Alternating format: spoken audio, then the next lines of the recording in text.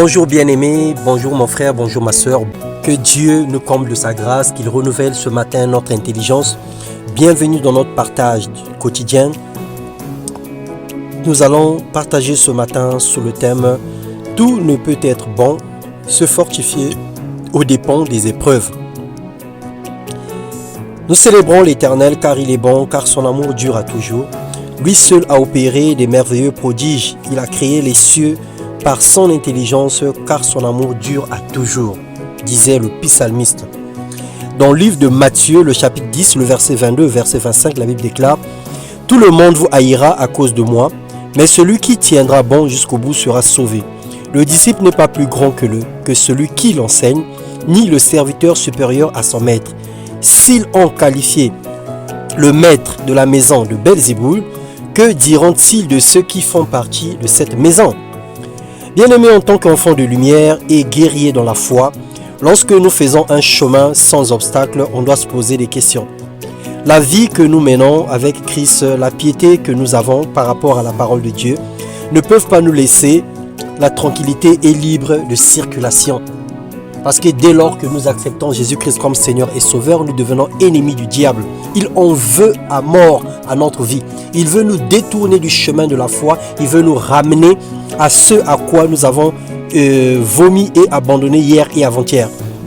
Un enfant de Dieu authentique doit avoir peur lorsqu'il est trop en paix. Lorsque rien ne dérange sa vie ou bien que rien ne fait obstacle à ses plans. Simplement parce que tu es la lumière du monde, le sel de la terre. Et nous savons que le monde est rempli de ténèbres.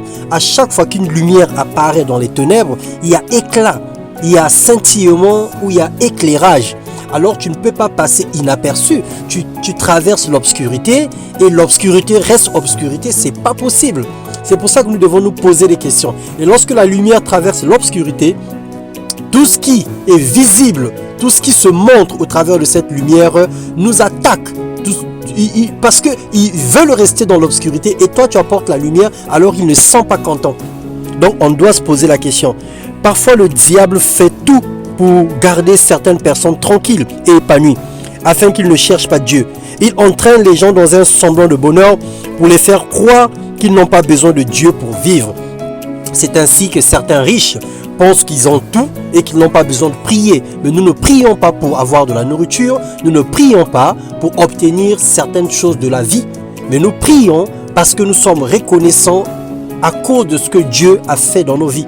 Nous prions parce que Dieu nous demande de prier sans cesse. Et lorsque nous prions, il n'est pas toujours question de demander. Nous prions également pour recommander, nous prions également pour soumettre, nous prions également pour chercher le pardon de Dieu et la protection de Dieu. Alors, chacun devrait prier tous les jours à cause de ce que le Seigneur fait dans sa vie et à cause de ce que le Seigneur est capable de faire pour lui. Dans 1 Timothée 3, le verset 11, verset 12, la Bible déclare « Tu as pu avoir quelques persécutions et quelques souffrances que j'ai endurées à Antioche, à Iconium et à Lystre.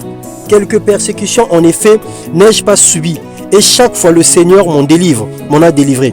Il a fait tous ceux qui sont décidés à vivre dans l'attachement à Dieu par leur union avec Jésus-Christ connaîtront la persécution.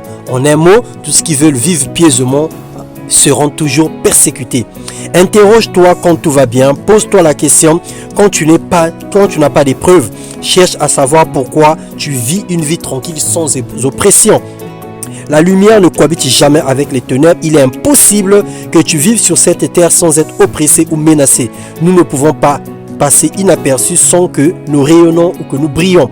Dans 2 Corinthiens 6, le verset 14, David déclare que la lumière ne peut pas cohabiter avec les ténèbres. Un chrétien sans souci, sans situation ou épreuve est un faux. Nul n'est plus grand que Jésus. Faisons attention quand tout va bien. Notre attention doit être attirée chaque jour en rapport de ce que nous vivons. Parce que Christ, il était persécuté. Chaque jour, on cherchait à le tuer, on cherchait à le mettre à mort, on cherchait à le mettre en prison, on le cherchait des problèmes tous les jours. Dès qu'il était dans la rue, les pharisiens apparaissaient, les sadducéens, pour le chercher des problèmes. Alors toi, qui es-tu pour vivre tranquille sans rien? Tu peux passer 1 semaine, 2 semaines, oui, mais tu ne peux pas passer une bonne période de ta vie sans être oppressé. Alors, nous ne cherchons pas les oppressions, nous ne cherchons pas les épreuves, nous ne cherchons pas des situations, mais c'est une vie qui est collée à nous et c'est automatique. Et lorsque ces choses nous arrivent, nous bénissons le Seigneur parce que nous ne combattons pas pour la victoire, mais nous combattons dans la victoire. Christ a déjà tout vaincu à la croix.